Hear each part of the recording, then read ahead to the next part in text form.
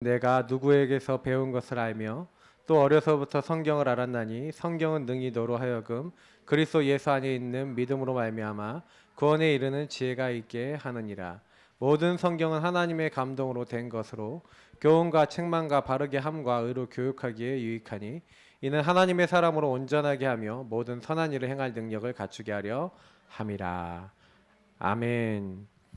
네, 오늘은 우리 주일학교 교사 헌신 예배로 우리 성경학교의 대미를 헌신 예배로 마무리합니다. 우리 성경 중심 복음 중심의 전도자라는 제목을 가지고 우리 RTS 우리 교수님 되시는 우리 최신강 목사님 나오실 때 우리 박수로 환영했습니다.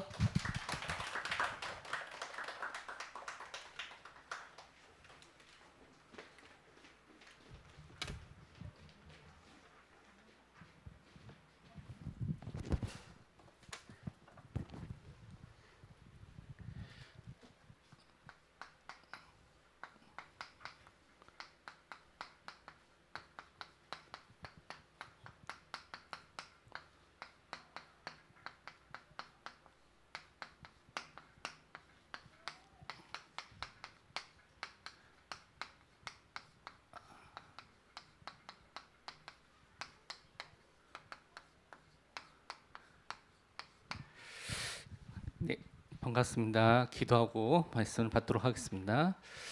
하나님 감사합니다. 이 짧은 시간을 통하여서 하나님이 개개인에게 주시고자 하는 말씀을 또한 붙잡는 시간 되게 하여 주옵소서. 또한 오직 예수 그리스도의 은혜 속에 들어가는 참된 축복의 시간 되게 하여 주옵소서. 그것을 통하여서 우리 현장에 참된 전도운동과 말씀운동과 생명운동이 일어나는 시간 되게 하여 주옵소서. 감사드리며 살아계신 예수 그리스도 이름으로 기도합니다. 아멘. 오늘은 디모데후서 3장 14절부터 17절 성경 중심 복음 중심의 전도자라는 제목으로 좀 말씀을 선포하도록 하겠습니다. 사실은 저를 아시는 분도 있고 다 아시겠지만 저는 또 모르는 분들도 있고 그래서 오래간만에 또 예사람교회에 와서 또 예배를 드릴 수 있는 은혜를 주셔서 참 감사하고요. 사실은 원래 오늘 이제 최신영 목사님 오후 예배하는 거 은혜 받고 강북 노예에 있는 모임이 있었고 거기에 가야 돼서 그렇게 편안한 마음으로 이제 갖고 있었는데 갑자기 전화가 와가지고 이 교회 오는 게 되게 부담이 됐어요, 사실. 근데 또 하나님의 또 계획과 응답이 있는 줄 알고 또 순종하는 마음으로 또 말씀을 전하도록 이 자리에 섰습니다. 서론으로 좀 생각해 볼 것이 많은 부분이 있지만 시대를 보니까요, 또 사람들을 보니까 이 마음이 병든 사람들이 너무나 많이 있고 또 마음이 무너진 사람들이 너무나 많이 있고 그것 때문에 여러 가지 사건 사고들이 일어나는 것들을 좀 많이 보게 됩니다. 그래서 여수인가요? 그쪽에서도 자동차의 가족들 일가족이 또 자살한 사건도 있었고 또 세종에서도 이렇게 아파트에서 그런 사건들도 있었고 그러니까 많은 사람들이 이렇게 마음이 무너지고 삶이 무너지는 것을 좀 보게 됩니다. 성경에서 말하는 마음이라는 것이 성경 사전을 좀 찾아보니까요. 인간 내면 생활의 중심을 말할 때 그 마음이라는 단어를 씁니다. 그리고 하나님께서 역사하시는 장소, 처소를 우리 인간에게 역사하시는 곳을 말할 때도 마음이라고 쓰기도 하고요.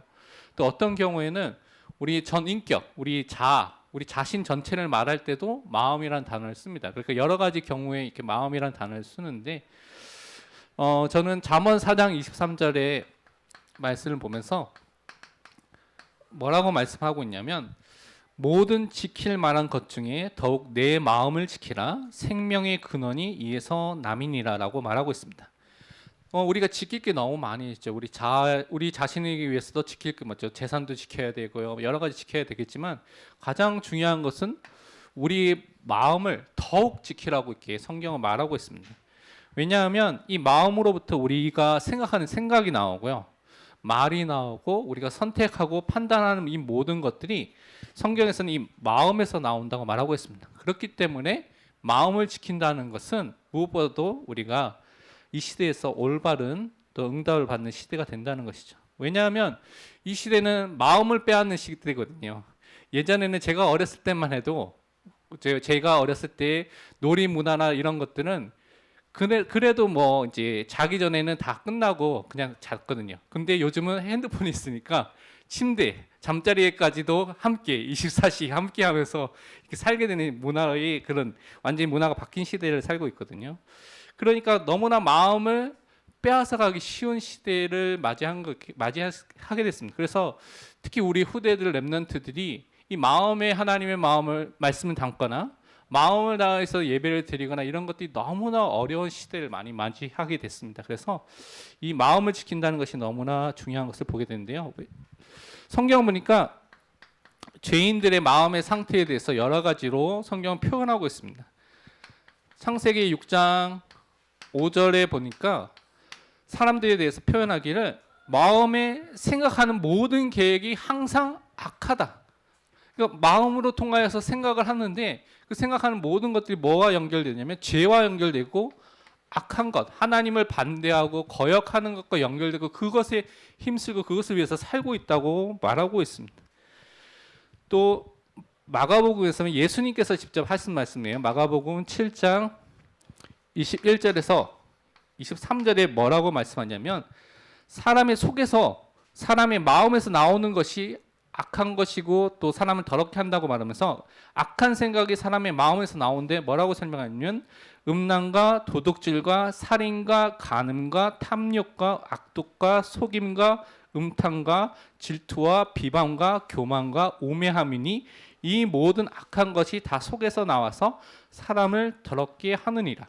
그러니까 우리 마음에서 악한 생각이 나오는데 아까 전에 말했던 그런 여러 가지 생각들이 나와서 그 사람을 더럽게 만든다고 말하고 있는데요. 이 더럽게 한다는 단어는 사람에게 원래 깨끗함, 순결함, 또 하나님이 주시고자 하는 그런 명예와 영예 또 선함 이런 것들이 있는데 이런 것들 다 뺏어가버린 상태가 계속 된다는 거예요. 그러니까 계속 악순환이 된다는 것이죠. 계속 악이 나와서 또 더 악한 것으로 살 수밖에 없는 것이 죄인의 상태입니다. 그러니까 사람들이 이런 상태에 있으니까 사람들 나름대로 우리가 해결을 하려고 노력을 하겠죠. 많은 뭐 유명한 사람들이 정상에 올라갈수록 자기 마음의 상태가 더 힘이 드니까 나름대로 해결책을 찾고 있습니다. 그래서 요즘 많이 하고 사람들이 쫓아가는 것이 마음 수련, 뭐 마음 챙김, 또 마음 지킴, 뭐 욕심 버리기, 그리고 대표적인 것이 이 모든 것들이 나와 있는 것이 이제 명상이라는 방법을 통하여서 사람들이 버리는 것이죠. 자기에 있는 모든 욕심 이런 것들을 악독화하는 것들을 버리려고 노력을 하고 있는 것이죠. 그런데 성경을 보면 여러분 잘 알다시피 마태복음 12장에서 보면 43장 45절에 마음이 비고 소재되면 더 쉽게 더 강하게 악한 귀신이 들어가서 속일 수 있다는 것이죠. 그래서 우리는 사람들이 이렇게 마음을 지키려고 노력해서 명상에 빠지는데 반대로 해결을 못하면 중독이나 집착이나 다른 방법으로 빠지게 되는 것이 이런 두 가지 갈래가 있다는 것을 좀 볼 필요가 있습니다. 그런데 하나님께서는 여기에 하나님께서 주시는 하나님의 해결책이 있는 것을 또한 볼 필요가 있습니다. 하나님의 해결책을 보면 고린도후서 4장 6절의 말씀 보겠습니다. 고린도후서 4장 6절 말씀 보니까 어두운 데 빛이라 말씀하셨던 그 하나님께서 예수 그리스도의 얼굴에 있는 하나님의 영광을 아는 빛을 우리 마음에 비추셨느니라 라고 말하고 있습니다. 여러분이 잘 아는 고린도후서 4장 4절의 말씀을 보면 이 세상 신이 어떻게요? 그리스도의 영광이 복음의 강체가 사람들에게 비춰지는 것을 어떻게 방해하고 있다는 것입니다. 그런데 그 후에 4장 6절에는 뭐라고 설명하냐면 하나님께서 예수 그리스도의 얼굴에 있는 하나님의 영광을 아는 그 빛을 하나님께서 우리에게 그 마음에 비춰준다는 것이죠. 그러니까 우리가 구원을 받으려고 노력을 하는 것이 아니라 하나님께서 하나님을 알 수 있도록 하나님의 영광을 볼 수 있도록 그 빛과 은혜를 하나님께서 우리에게 주신다고 분명히 성경은 설명하고 있습니다. 아무리 이 세상 신이 그리스도 영광의 복음의 광채를 막는 일을 하더라도 하나님께서 그 빛을 우리 마음에 비춰주시는 해결책을 우리에게 주시는 것이죠. 복음을 우리에게 딱 주셨다는 것이죠. 그래서 우리의 마음 상태가 그때 완전하게 변화된다는 것입니다. 죄의 통치 또 사단의 통치 이런 모든 것이 끝나게 된다는 것이죠. 그래서 이제는 하나님의 자녀로 예수 그리스도를 믿을 때 하나님의 빛이 은혜가 임하게 될 때 우리가 하나님의 자녀로 변화되는 것이죠. 믿고 영접하는 그 순간에요. 그것을 통하여서 이제는 우리가 우리 마음을 지키는 삶을 살아가는 것이 신앙생활인데 어떻게 마음을 지키냐고 말씀하셨냐면 방법을 이미 다 주셨어요. 하나님께서 말씀과 기도를 통하여서 우리 마음을 지키는 삶을 살아야 된다고 말하고 있죠. 가장 중요한 것 중에 하나가 시편, 여러분이 잘 아는 119편 11절 말씀을 보면 뭐라고 됐냐면 내가 주께 범죄하지 않게 하기 위해서 어떻게 해요?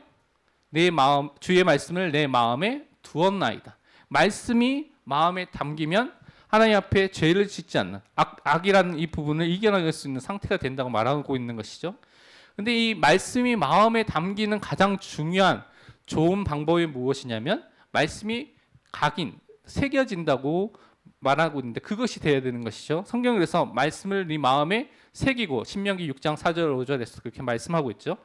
근데 새긴다는 것은 반복해서 내 안에 담는 것인데요. 더 중요하고 좋은 방법은 묵상입니다. 그래서 묵상이라는 방법이 좋은데 이 묵상은 하나님의 말씀을 자신의 것으로 만드는 것이다라고 어떤 신학자는 이렇게 말하기도 했습니다. 그래서 말씀을 내 자신의 것으로 만드는 시간을 통하여서 내가 하나님 앞에 또한 쓸 수 있다는 것이죠. 범죄하지 않고. 또한 빌립보서 4장 6절 7절 우리 잘 아는 말씀인데요. 우리가 아무것도 염려하지 않을 필요가 있다. 염려하지 말라고 분명히 말씀하고 있습니다. 그러면서 모든 일을 어떻게 해요?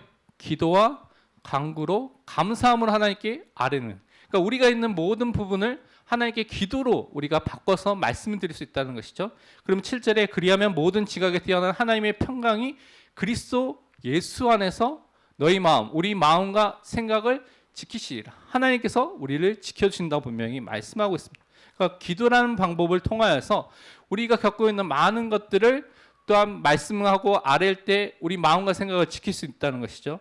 왜냐하면 우리 생각에 여러 가지 생각들이 많이 들어올 때가 있습니다. 뭐 여러분은 안 그럴 수도 있는데 저는 가끔 가다가 뭐 어떻게 하면 다치지 않을까, 어떻게 하면 내가 뭐 이상한 일이 일어나지 않을까 그런 생각들이 순간순간 들어올 때가 있거든요.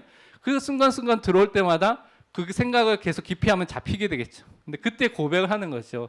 우리가 잘 아는 마태복음 16장 16절 말씀. 주는 그리스도시요 살아계신 하나님의 아들이십니다. 라고 고백을 하는데 제가 가끔씩 혼자서 주는 그리스도시요 살아계신 하나님의 아들이십니다 할 때가 있어요. 근데 집사람이나 다른 사람 왜 하는지 잘 모르겠지만 그런 생각이 들어올 때 제가 그렇게 고백을 하는 것이거든요.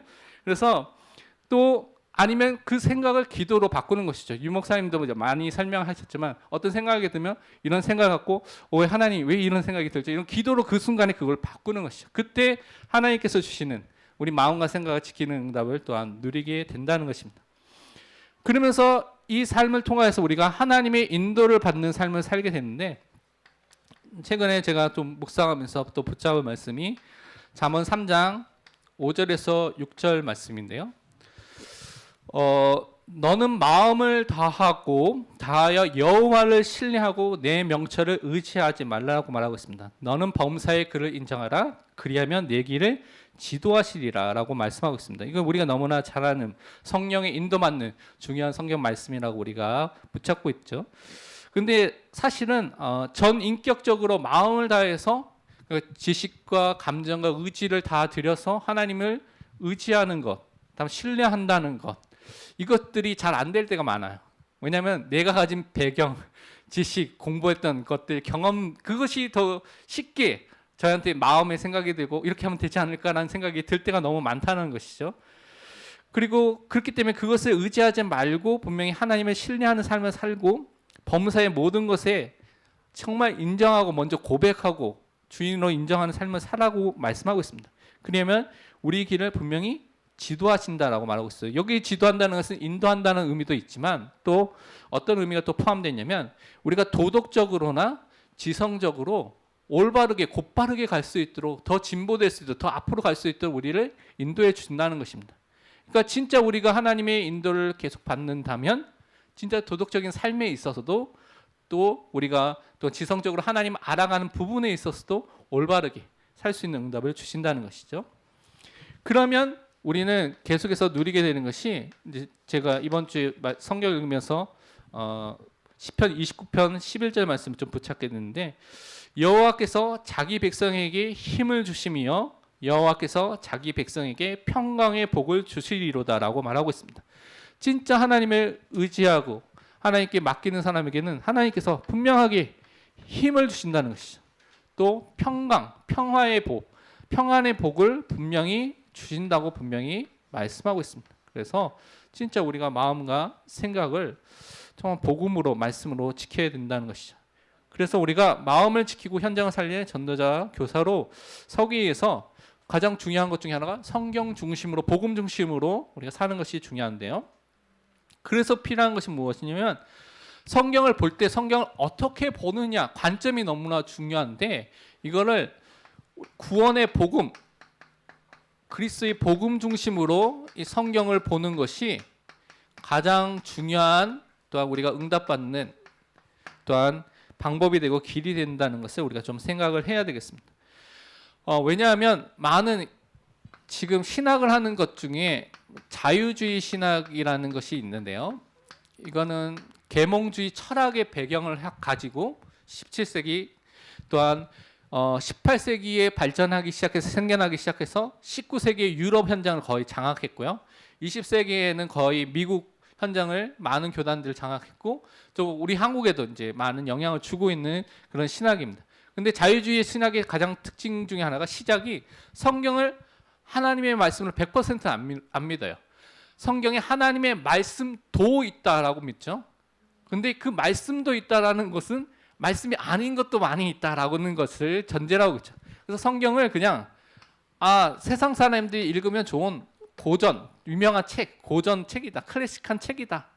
아니면 후대에 있는 사람들이 이거는 옛날에 있었던 많은 좋은 얘기들 아니면 신화들 다른 나라에 있던 설화들 많은 얘기들 그냥 편집해서 만들어 놓은 책이지 하나님 말씀 아니다라고 말하는 사람도 있습니다. 그러니까 성경이 하나님이 감동으로 된 모든 부분이 하나님의 말씀이라는 오늘 읽었던 말씀같이 하나님이 감동으로 된 이 말씀을 인정하지 않는 것이죠.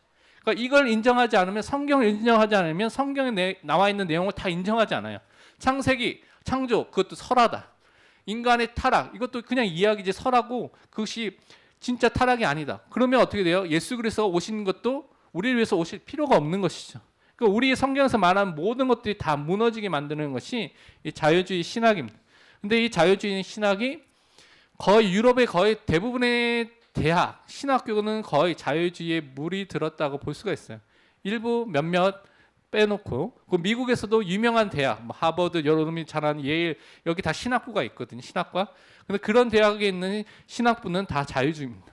이 여기에 다 영향력관이 있어요. 그리고 큰 교단, 감리교, 장로교, 성공회 그게 미국의 큰 교단 중에 하나인데 그런 주류 교단이라고 말하는데 그 교단들도 거의 이 자유주의의 영향력 아래에 있습니다. 그래서 최근에 뭘 많이 했냐면 동성 결혼 인정하고 동성 사제가 그 주례도 할 수 있고 다 그런 크로 다 많이 바뀌고 있죠. 그것이 다 성경을 믿지 않기 때문에 이렇게 오게 되는 것입니다. 그래서 우리가 성경을 보는 눈이라는 것이 관점이라는 것이 너무나 중요한 것이죠. 성경을 어떻게 보느냐 믿느냐가 너무나 중요한 것이죠. 오늘 말씀에도 분명히 16절에 보니까 모든 성경은 하나님의 감동으로 된 것으로라고 되고 있습니다. 그래서 하나님께서 역사하셔서 감동하셔서 성령 하나님께서 인간 저자가 이 성경의 책을 오류 없이 또한 실수 없이 쓸 수 있도록 또한 역사를 하셨다는 것이죠. 그런데 그 목적이 뭐냐면 우리의 구원을 위해서 분명히 쓰셨다라고 분명히 성경은 말하고 있습니다. 그래서 하나님께서 성령의 감동 아래 쓰셨기 때문에 신학적 용어로 무오성이라고 하는데요. 오류가 없다. 실수가 없다. 틀린 것이 없다. 거짓이 없다라고 우리가 믿고 있는 것이죠. 하나님의 말씀이기 때문에. 근데 이 의미는 구원을 목적으로 쓰여진 것이에요. 성경은. 그래서 인간의 언어로 우리가 인간이 쓸 수 있는 언어로 쓰여졌기 때문에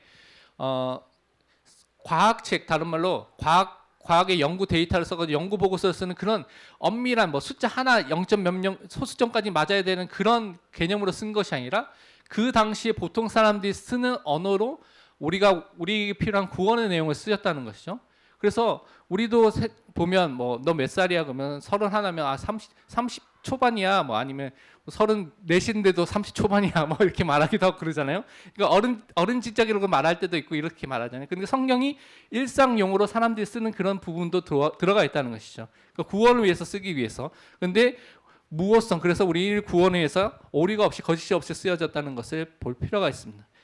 우리가 잘 아는 요한복음 20장 31절에 보니까 이 성경을 기록한 목적에 대해서 너희로 예수께서 누구인 것을 하나님의 아들 그리스도인 것을 믿기 위해서. 그러니까 성경을 통해서 뭘 발견하냐면 예수님이 진짜 그리스도이구나라는 것을 발견하고 믿는 것이 성경을 제대로 보게 된 것이고 깨닫게 된 것이죠.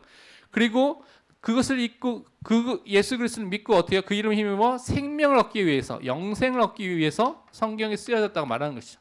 그러니까 성경은 우리에게 이렇게 구원을 목적으로 해서 주어진 것이라는 것이죠. 근데 자유주의는 이 부분이 다 무너져 있기 때문에 성경은 그냥 좋은 고전이에요. 그냥 읽기 좋은 그 도덕책, 윤리책 그런 개념으로만 받아들이기 때문에 완전하게 우리가 믿는 것과는 다른 것을 말하고 있는 것이죠. 그러면서 우리가 결국은 복음 중심으로 복음의 핵심 대신 그리스도 중심으로 그래서 우리가 성경을 봐야지만 올바르게 성경 전체를 창세기부터 요한계시록까지 여러분이 전체를 연결해서 이해를 할 수 있는 것이죠. 유대인들은 성경을 볼 때 율법이라는 눈으로 행위라는 눈으로 성경을 보는 거예요.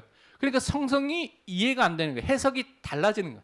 창세기 3장 15절에 우리는 여자의 후손을 우리 메시아 그리스도로 믿고 있죠. 근데 그 사람들은 유대인으로 말하고 있어요. 그러니까 우리와 전혀 해석이 다른 거예요.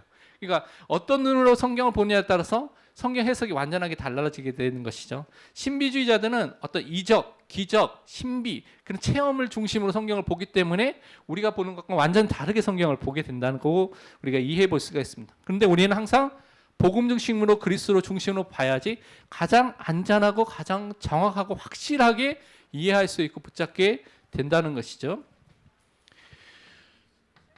요한복음 5장 39절에 대해서 예수님께서 뭐라고 말씀하냐면 너희가 성경에서 영생을 얻는 줄 생각하고 유대인들이 성경을 읽으면 영생을 얻을 수 있다라고 말하면서 성경을 연구하고 있다고 말하고 있죠. 근데 성경을 연구하거니와 이 성경이 곧 내게 대하여 증언하는 것이라. 성경은 예수님에 대해서 증거하고 있는 것이에요. 그래서 성경을 연구하는데 예수님을 믿지 못한다. 예수님을 전하지 못한다. 말하지 못한다고 말하면 그 성경을 제대로 연구한 것이 아니고 제대로 본 것이 아니에요. 그러니까 이것이 어느 관점으로 성경을 믿고 관찰하느냐 보느냐가 너무나 중요한 것이죠. 그래서 신학에서도 이런 자유주의가 아니라 성경이 진짜 하나님의 말씀으로 된 것으로 믿고 복음 그리스도 중심으로 성경을 믿고 또한 붙잡는 것이 너무나 중요한 것입니다. 그러면서 두 번째로 우리가 오직 성경의 원리로서 우리가 성경을 또한 붙잡고 또한 우리가 신앙생활을 하는 것이 너무나 중요한 것이죠. 이 의미는 여러 가지가 있는데 첫 번째는 성경이 우리에게 있어서 최고의 그리고 최종의 마지막에 권위를 가지고 있는 것을 인정하는 거예요. 왜냐하면 로마 가톨릭 같은 경우는 성경이 최고의 권위가 아니에요. 왜냐하면 성경을 교회에서 다른 말로 회의에서 결정했다. 주교들이 결정했다. 그래서 그 주교의 대표적인 교황 또 교회의 회의가 이 성경보다 더 위에 있는 것처럼 전통이 더 위에 있는 것처럼 생각하거든요. 그래서 성경에서 말하는 것이 아닌 다른 것들도 막 만들어서 로마 가톨릭 안에는 그러니까 성경에서 말하지 않는 잘못된 내용들이 너무나 많이 생기게 되는 그 원인 중에 하나예요. 근데 우리는 성경이 우리에게서 최고의 권위로서 최종 마지막 권위로서 이 안에서 모든 것을 판단하고 또 생각하는 기준이 된다는 것이죠. 또한 많은 사람들이 어떤 인간의 견해, 사상 또 아니면 또 자기 집안에 있는 것들을 생각들 가운데 그것들을 성경보다 더 높게 생각하는 사람도 있거든요. 근데 그런 것 기준들을 우리가 다 바꿔야 된다는 것입니다. 갈라디아서 1장 8절 9절을 보니까 뭐라고 돼 있냐면 바울이 말하기를 그러나 우리나 혹 혹은 하늘로부터 온 천사라도 우리가 너희에게 전한 복음 외에 다른 복음을 전하면 저주를 받을지어다. 우리가 전에 말하였거니와 내가 지금 다시 말하노니 만일 누구든지 너희가 받은 것 외에 다른 복음을 전하면 저주를 받을지어다라고 말하고 있습니다. 왜냐하면 갈라디아의 현장에 교회에 어떤 사람이 들냐면 유대파 사람들이 들어왔는데 너희가 복음으로만 구원받는 게 아니야. 할례를 받아야 돼. 유대교에서 말하는 전통을 지켜야 돼. 다른 복음의 성경에서 말하는 것 외에 다른 것을 막 말하는 거예요. 근데 성경이 최고와 최종의 권위가 되지 않으면 그 말에 사람들이 속기 쉽게 된다는 것이죠. 그 행위와 율법을 쫓아가려고 하는 것이죠. 근데 갈라디아서 보면 율법의 행위는 우리는 의롭게 되지 못하고 구원을 얻지 못한다. 오직 예수 그리스도를 믿음으로 우리가 구원을 얻을 수 있다는 것을 계속 그래서 강조하는 것이죠. 그래서 성경이 항상 최고의 권위, 우리 삶에 있어서 그것을 믿는 것이 너무나 중요한 것이죠. 또한 우리가 믿는 믿음의 신앙에 있어서 우리가 생활해 나가는 삶에 있어서 성경은 우리에게 규칙과 기준이 된다는 것을 또한 우리가 붙잡는 것이 중요한 것입니다.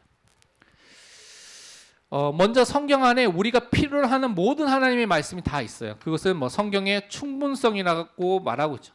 그러니까 성경 외에 다른 것을 찾아서 답을 찾을 필요가 없이 성경 안에 여러분에게 필요한 신앙생활과 여러분의 삶에 있어서 필요한 모든 답이 성경 안에 다 있기 때문에 성경만으로 충분한 거예요. 여러분이 강단 말씀으로 충분하다고 여러분이 확인할 수 있다는 것이죠. 그래서 시편 119편 105절에 주의 말씀이 내 발에 어떻게 해요? 등이 되고 내 길에 빛이 된다고 말하고 있어요. 왜냐하면 이사야서 말씀 보니까 어둠과 캄캄함이 만민을 다 가리우고 덮고 있어요. 그러니까 너무나 어두워진 이 현장을 올바로 살아가기 위해서는 빛이 필요한데 그 빛이 내 지성, 내가 갖고 있는 힘이 아니라 분명히 말씀이라고 말했죠. 말씀의 빛, 말씀의 등을 갖고 길을 서치라이트처럼 확 비춰서 어떻게 가야 될지를 보고 가는 것이죠. 여러분, 그 말씀의 인도를 그렇게 받는 것이죠. 그래서 신앙과 생활의 규칙이 하나님의 말씀이고 또한 판단 기준이 또한 하나님의 말씀이 된다는 것이죠. 그러면서 세 번째로 예수 그리스도의 복음의 진리에 그래서 우리가 또한 집중을 한다는 것입니다. 어디에 집중하냐면 예수 그리스도라는 이 복음에 또 그 말씀에 그 진리에 집중한다는 것이죠. 오늘 말씀 14절을 보니까 그러나 너는 배우고 확실한 일에 거하라. 너는 내가 누구에게서 배운 것을 알며라고 말하고 있습니다. 그러니까 우리가 여기서 보면 바울이 디모데에서 말하는데 네가 어려서부터 성경을 아는데 네가 누구에게서 이 성경을 배웠냐? 디모데는 바울을 통해서 배웠고요. 교육자, 가르쳐주는 사람이 있었고 또 외조모, 또 어머니, 유니게고 로이스라는 부모님들이 있었죠. 가문에 그 성경을 알려주는 사람이 있었다는 것이죠. 그래서 그들을 통해서 받은 이 진리의 말씀에 어떻게 해요? 거하라고 말하고 있어요. 그래서 14절에 보면 배우고 확신한 일에 거하라고 되는데 이 거하라는 의미를 보면 continue in 영어로 보면 그렇게 있어요. 계속 그 안에 계속 있는 거예요.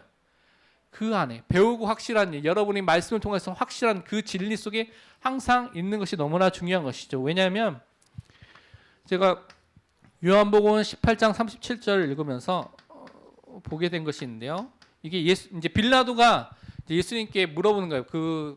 이제 법정에서 물어본 장면인데 뭐라고 말하고 있냐면 빌라도가 이르되 그러면 내가 왕이 아니냐? 예수님 보고 너가 왕이 아니냐라고 물어봤습니다. 그래서 예수님 대답하기를 내 말과 같이 내가 왕이니라. 예수님께서 왕이라고 분명히 말씀하셨죠. 그러면서 내가 이를 위하여 태어났으며 이를 위하여 세상에 왔나니 곧 진리에 대하여 증언하려 함이로다. 무릇 진리에 속한 자는 내 음성을 듣느니라 하신대. 예수님께서 왕이기 때문에 이 땅에 태어나시고 오셨는데 진리에 대해서 증언한다고 말씀하셨어요. 근데 진리가 뭡니까? 성경에 요한복음 14장 6절은 내가 곧 길이요 진리요 생명이. 예수님께서 분명히 진리가 되신다고 말씀하셨죠. 뭐에 대해서 증언하는 거? 예수님, 그리스도에 대해서 또한 증언한다고 말씀했고 하나님의 말씀에 대해서 증언하신다는 것이죠. 그런데 이 진리에 속한 자, 그리스도에게 속한 자는 내 음성을, 그리스도의 음성을 듣게 된다는 것이죠. 그러니까 우리가 그리스도라는 그 진리를 진짜 알게 된다는 것, 믿게 된다는 것은 우리가 이 그리스도께 속한 자가 맞기 때문에 이 진리의 말씀을 듣고 따라갈 수 있는 은혜를 하나님께서 우리에게 주신다는 것입니다. 그래서 항상 우리는 교육자를 통하여서 주신 말씀, 또 우리 가정에서 우리 부모님을 통해서 전달될 말씀을 통해서 그 말씀의 인도를 그 복음의 진리 속에 계속 있는 삶을 살아가는 것이 중요한 것입니다. 그래서 이렇게 이 모든 것을 하기 위해서 필요한 것이 무엇이냐면 성경, 이 복음 진리를 정리한 신학이라는 것이 좀 필요하다는 것을 좀 볼 필요가 있습니다. 왜냐하면 어떤 사람들은 그냥 우리가 성경만 읽으면 되지 않습니까? 그냥 성경만으로 충분하지 않습니까? 라고 말하는 사람도 많이 있고요. 그렇기 때문에 우리 신학도 필요 없고 교리도 필요 없고 성경만 읽으면 돼 라고 말하는 사람도 있습니다. 근데 그런 것도 사실은 잘못된 신학 체계라고 말할 수 있어요. 그 사람들이 주장하는 그 자체도요. 근데 이 성경에 대한 부분들을 정확하게 알지 못하고 신학적으로 정립하지 못하면 잘못된 신앙, 잘못된 이단들이 말하는 것에 따라가기 쉬워요. 그러니까 성경을 전체적으로 다 우리가 여러분이 100%다 알면 속지 않겠죠. 근데 이단들이 말하는 것은 성경의 66권에 이 페이지가 얼마나 많습니까? 저도 모르는 부분이 많이 있거든요. 그 부분에 이렇게 어느 부분에 모르는 부분을 갖고 와가지고 이렇지 않냐라고 설명하면 성경의 전체에 흐르는 중요한 또한 신학적인 그런 내용을 모르면 속기 쉽다는 것이죠. 그래서 제가 미국에 있을 때 안산홍 증인회가 미국에도 진출을 했습니다. 그 미국 한참 전이죠. 제가 미국에 있었을 때니까 지금 4년이 넘었는데 그 한참 전에 한 6, 7년 전인가 저 대학에서 전도하고 애들하고 다락방하고 오는데 한 흑인 여학생이 다른 학생들에게 어떤 휴대폰으로 뭘 보여주고 있더라고요. 막 그런데 무슨 내용인가 보니까 이게 안산홍 증인의 그런 내용입니다. 그래서 그 뒤에는 한국 남자가 딱 이렇게 훈련시키는 것처럼 이렇게 있었고 그렇게 했는데요. 그 안산홍 증인의 주장이 뭡니까? 창세기 1장 27절의 내용을 보면 하나님의 형상으로 사람을 만들었는데 남자와 여자를 만들지 않았냐? 남자와 여자. 하나님 형상은 남자와 여자다. 그럼 하나님도 남자 하나님, 여자 하나님 있다. 이렇게 연결되는 거예요. 그러면 어떻게 해요? 여자 하나님은 누구냐? 지금 우리가 믿고 있는 장길자. 얼마나 이해됩니까? 그 논리적으로 이해하면 그게 더 쉽게 이해는 사람들이 보기에 그렇구나. 그 말씀만 보면. 근데 분명히 뭐라고 되어 있습니까? 요한복음 또 보면 하나님은 영이시니. 요한복음 4장에 보면 되어 있죠. 그러니까 하나님은 육신에 우리 육신과 같이 남자와 여자로 이렇게 구분된 분이 아니에요. 성경 모르면 그렇게 속기 쉽다는 것이. 그렇게 쉽게 이단들이 그렇게 파고들고 사람들을 속이고 있다는 것이죠. 그래서 우리가 성경을 바르게 알기 위해서 신학을 공부할 필요가 있는 것이죠. 왜냐하면 성경에 있는 내용을 주제별로 우리가 정리를 해야 되는데 여러분 혼자서 성경 66권을 창세기부터 읽어가지고 여러분이 노트를 만들거나 정리해자 하면 신약 이걸 정리한다는 건 얼마나 오래 걸리겠습니까? 성경 읽는데도 1년에 일독하기도 힘든 경우가 많이 있는데 그 일독이 아니라 성경을 연구해가지고 그걸 한다면 얼마나 오래 걸리겠습니까? 근데 이미 성경에 많은 사람들이 신학자들이 이 주제별로 성경의 내용들을 다 정리해놨어. 신학을. 그러니까 시간이 얼마나 필요한 부분을 딱 찾아보기만 하면 얼마나 시간이 줄어들겠습니까? 그러니까 신학이라는 것이 여러분의 신앙생활에 많은 도움을 주고 또 잘못된 주장을 바르게 깨닫고 이게 잘못된 것이나 올바른 것이 이것이구나 알 수 있도록 도움이 된다는 것이죠. 그래서 사실은 모든 성도가 신학을 알아야 되고 배워야 됩니다. 특히 이제 담임 목사님이 그런 시간들을 마련해서 또 성도들에게 신학에 대한 부분들을 조금씩 가르쳐 주는 것이죠. 그러니까 예전에 보니까 또 최신 목사님이 대학 청년부한테 그런 삼위일체라든가 여러 가지 신론이라는 걸 가르쳐 주는 걸 봤는데 그런 것들이 필요하다는 것이 꼭 여러분이 그런 부분을 알 필요가 있죠. 그래서 많은 부분인데 제가 보면 웨스트민스터 신앙고백서, 소유문답, 대유문답, 하이델베르크 요리문답 이런 내용들이 있거든요.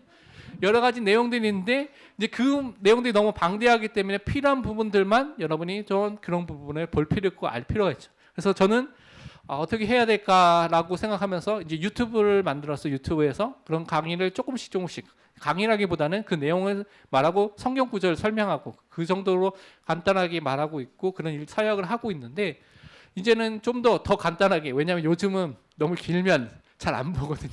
그래서 1분 조직 신학을 해야 되겠다. 1분 안에 질문하고 답을 하는 짧게 하는 그런 것을 만들어서 이렇게 해야 되겠다는 생각이 들고요. 또 책이란 자녀가 영원히 남거든요. 책이라는 것이. 지금 저도 뭐 칼빈의 기독교 강요 같은 걸 보고 있는데 500년 정도 된 책이에요. 그러니까 이 책이 아직도 우리한테 영향을 주고 있거든요. 그러니까 책 자료를 남기는 것이 중요한 것이고 이런 영상 유튜브 자료 또는 저는 홈페이지 지금 만들어서 아마 8월 달부터 오픈할 예정인데 전도 신학 포럼이라고 해서 전도 신학을 같이 공부하는 뭐 김일거 목사님, 박세강 목사님, 또 다른 최시영 목사님 뭐 말씀 기도 카드 보내고 있죠. 그것도 올리고 그래서 제가 쓴 글도 올리고 그래서 이렇게 신학적인 부분에서 필요한 부분들을 또 나눌 수 있는 그런 홈페이지도 만들어서 또 오픈을 또 할 예정입니다. 그래서 여러분이 그런 부분을 놓고 좀 기도를 해주시면 감사하겠습니다. 신학이 꼭 필요하고요. 마지막으로 결론으로 빌립보서 1장 27절, 28절 말씀을 말씀드리고 마치고자 합니다. 뭐라고 되어 있냐면 오직 너희는 그리스도의 복음에 합당하게 생활하라. 이는 내가 너희에게 가보나 떠나 있으나 너희가 한 마음으로 서서 한 뜻으로 복음의 신앙을 위하여 협력하는 것과 무슨 일에든지 대적하는 자들 때문에 두려워하지 아니하는 이 일을 듣고자 함이라. 그것이 그들에게는 멸망의 증거요 너에게는 구원의 증거니 이는 하나님께로부터 난 것이라 라고 말씀하고 있습니다. 우리가 그리스도의 복음에 합당하게 살아가는 것, 생활하는 것이 중요한 것이죠. 그러니까 그리스도의 복음에서 사는데 어떻게 살아가느냐? 여러분이 한 마음이 되는 거예요. 한 뜻이 되는 거예요. 그러면서 뭐에 대해서 한 마음과 한 뜻이 됐냐면 복음의 신앙을 위해서 협력. 그러니까 교회 안에서 이 복음을 전하는 이 복음의 믿음을 위해서 전하는 이 일에 협력, 같이 돕는 일을 하는 것이죠. 그리고 이것을 대적하는 사람들이 그 대적에 대한 부분을 두려워하지 않고 계속 하나가 돼서 복음을 위해서 살아가는 삶을 사는 것이죠. 그래서 교회의 원넷을 위해서 협력하고 복음 믿음을 위해서 협력하고 다음 복음과 교회를 세우는 중심을 가진 교육자를 돕는 일을 같이 하는 것이 여러분이 중요한 또한 응답받는 전도자로 사는 그 길이 될 줄 믿습니다. 그래서 그 응답을 받는 시간이 되시길 바랍니다. 제가 기도하고 마치도록 하겠습니다. 하나님 아버지 감사합니다. 정말 우리가 참된 성경 중심, 복음 중심의 삶을 살아가는 전도자가 되게 하여 주옵소서. 우리 정말 현장을 살릴 수밖에 없는 오직 예수 그리스도의 복음을 붙잡게 하여 주시고 또 이 그리스도의 복음을 증거할 수 있도록 우리에게 영적인 힘을 더하여 주옵소서. 복음에 합당하게 생활할 수 있도록 우리에게 항상 복음 중심의 삶을 회복되게 할 수 있는 은혜를 허락하여 주옵소서. 감사드리며 살아계신 예수 그리스도의 이름으로 기도합니다. 아멘.